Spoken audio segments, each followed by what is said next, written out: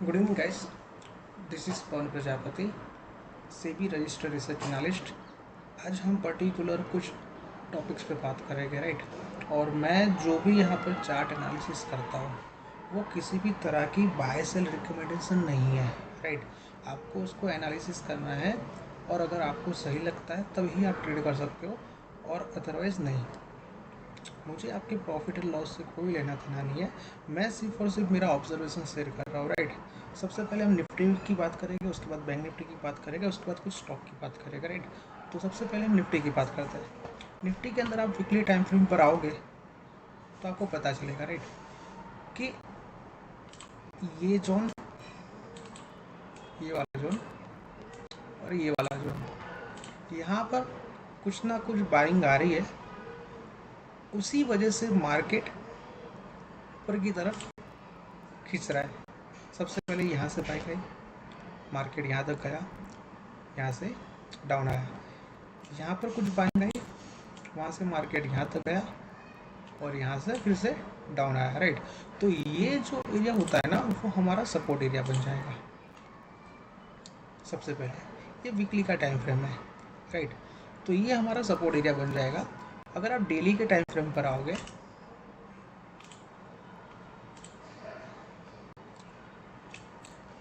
Market में अभी भी सेलिंग प्रेशर बहुत ज़्यादा है। अगर आप डेली के टाइम फ्रेम पर आओगे, राइट, कुछ ना कुछ सेलिंग मार्केट में आई है, राइट। बट मैं ज़्यादा इंटरेस्टेड तब रहूँगा जब निफ्टी, ये जो रेड कैंडल है ना, उसका जब लो ब्रेकआउट होता है। उसका लो कितना है? 22,930। ये जो लो कटता है ना, उसके बाद सेलिंग प्रेशर और भी ज़्यादा मार्केट में देखने को मिलेगा। और वो सेलिंग प्रेशर आप देखोगे मार्केट के अंदर, यहाँ पर गैप एरिया है और यहाँ पर गैप एरिया, राइट। तो शायद मार्केट ऐसा हो सकता है कि हर जगह पर पैनिक सिचुएशन क्रिएट कर मार्केट ये दोनों जोन को टैप कर रिवर्सल देखने को मिल सकता है। और 22,800 जैसे मैंने बताया अपने टेलीग्राम ग्रुप के अंदर, राइट, 22,800 वो एक मेजर सपोर्ट है। कितना? 22,800। जब तक ये 22,800 नहीं टूटता तो ये वाला जोन थोड़ा सा पॉसिबल नहीं आ सकता, राइट। अगर 22,800 टूट गया तो यहाँ तक लगता है मार्केट आ सकता है। ये हो गई निफ्टी की बात, राइट। उसके बाद हम बात करते हैं बैंक निफ्टी की।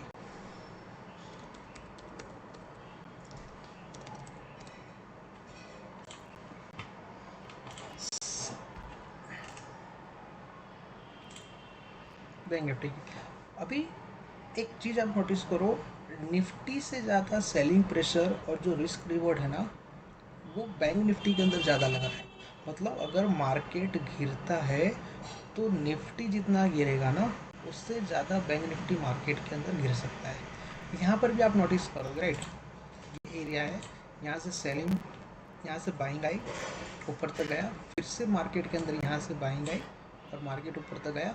हो सकता है मार्केट फिर से ये जोन पर आने का ट्राई करें। अब ये जोन पर आने के लिए निफ्टी को, बैंक निफ्टी को कितना गिरना पड़ेगा? कम से कम 4,500 के आसपास, राइट। हम डेली के टाइम फ्रेम पर आते हैं। जैसे मैंने निफ्टी का बताया था, विक का कैंडल, सेम उसी तरह से अगर लास्ट डे का कैंडल नहीं, उसके पहले का मतलब गुरुवार का कैंडल का लो ब्रेक होता है, राइट, तो मार्केट के अंदर सेलिंग प्रेशर ज़्यादा देखने को मिल सकता है। और अगर आप यहाँ पर चेक करोगे, यहाँ पर भी गैप एरिया है, तो हो सकता है मार्केट ये वाला गैप एरिया फिल कर दे। दूसरी बात, एक इंटरेस्टिंग बात तो बता रहा हूँ इसके अंदर आपको। हम आते हैं मंथली टाइम फ्रेम के अंदर, राइट। मंथली टाइम फ्रेम पर आप चेक करोगे ना, तो निफ्टी काफ़ी अच्छी ट्रेंड लाइन को फॉलो करके जा रहा है। अगर ये ट्रेंड लाइन भी ब्रेक होती है ना मार्केट के अंदर, तो और भी ज़्यादा सेलिंग प्रेशर देखने को मिल सकता है मार्केट के अंदर।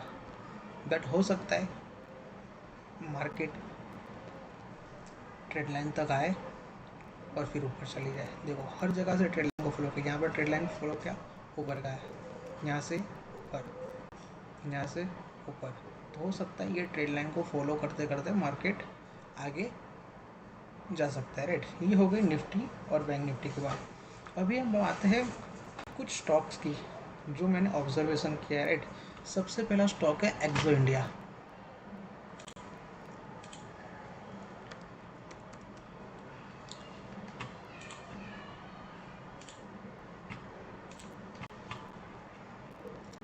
राइट, ये हम पहले टॉप डाउन अप्रोच करते हैं, राइट।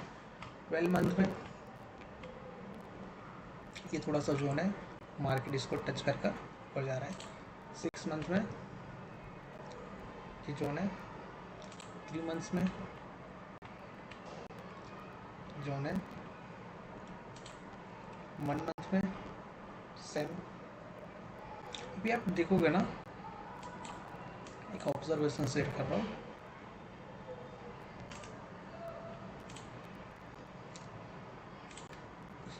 ये एक अच्छा खासा सप्लाई जोन था मंथली का, राइट।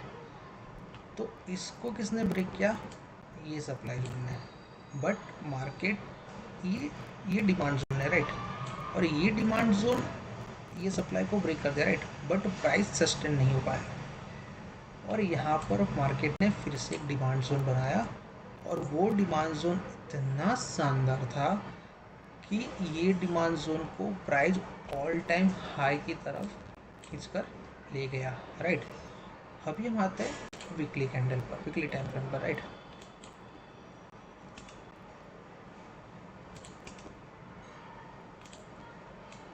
अभी आप चेक करोगे ना, ये वाला जोन,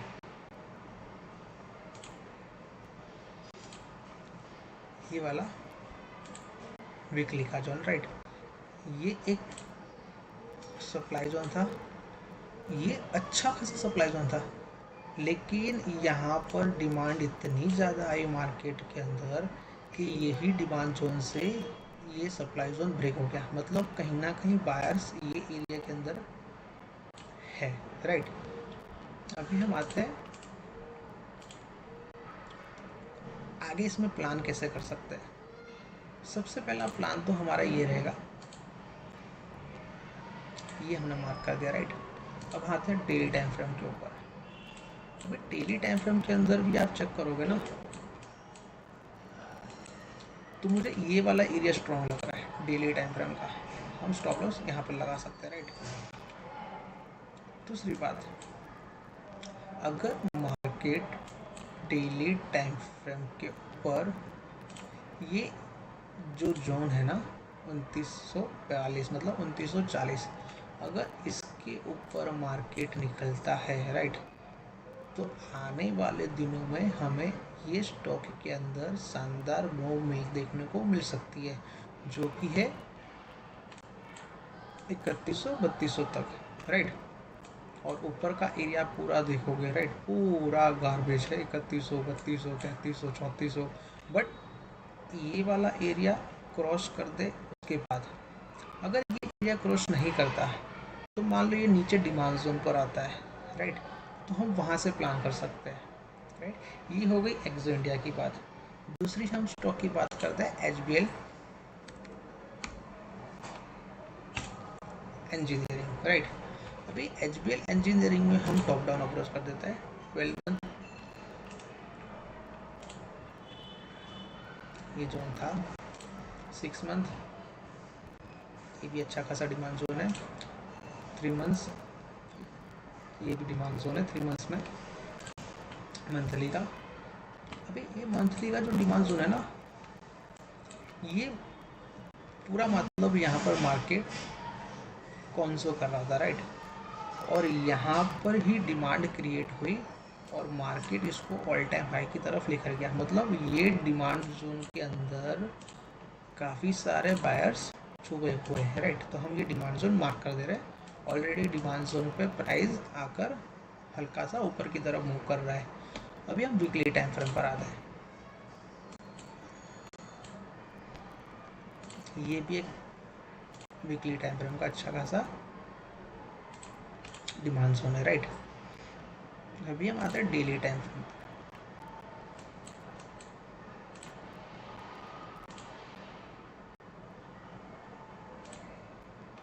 तो हमारा एंट्री प्लान बनेगा कि अगर मार्केट ये वाले जोन को टेप करता है 608 के आसपास का, राइट, 610 608 के बीच का, राइट, तो हम यहाँ पर एंट्री प्लान कर सकते हैं, राइट।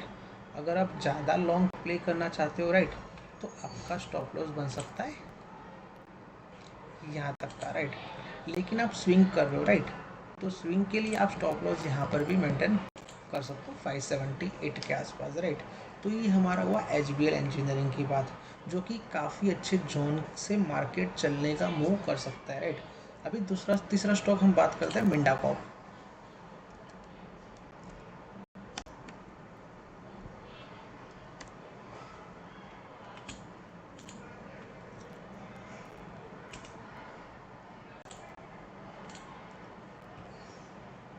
टॉप डाउन अप्रोच करते हैं।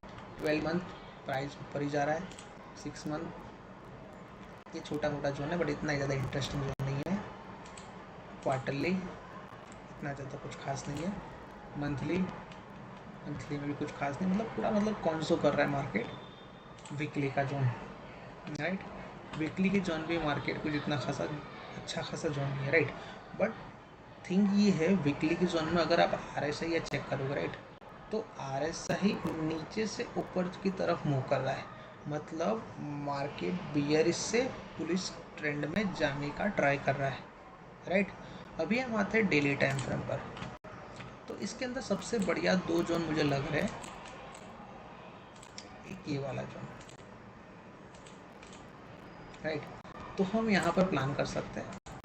ये जैसे 484 के आसपास, राइट, इसका सपोर्ट बन जाएगा हमारा 470 के आसपास। अगर मान लो कल मार्केट गिरता है, गैप डाउन होता है, राइट, और प्राइस यहाँ पर मिलता है, राइट, तो इसका रिस्क रिवॉर्ड काफ़ी अच्छा होगा। अब ऊपर की तरफ देखोगे, कुछ भी ऐसा जोन नहीं है मार्केट के अंदर प्राइस को ऊपर लेकर जाने के लिए। कुछ भी ऐसा जोन नहीं है जो मार्केट प्राइस को सस्टेन करते हैं, राइट। तो हम यहाँ पर प्लान कर सकते हैं एंट्री, राइट। और मिंडा कॉर्प के जैसा ही सेम प्राइस एक्शन मिंडा में भी दिख रहा है। उसकी आप स्टडी, आप खुद एनालिसिस करना, राइट, तो आपको आइडिया आ जाएगा कि मिंडा में भी जो प्राइस एक्शन बन रहा है वो सेम मिंडा कॉर्प की जैसे बन रहा है, राइट। मैं एक बार फिर से बता दे रहा हूँ, ये सिर्फ और सिर्फ मेरा ऑब्जर्वेशन है, ये किसी भी तरह की बाय सेल रिकमेंडेशन नहीं है।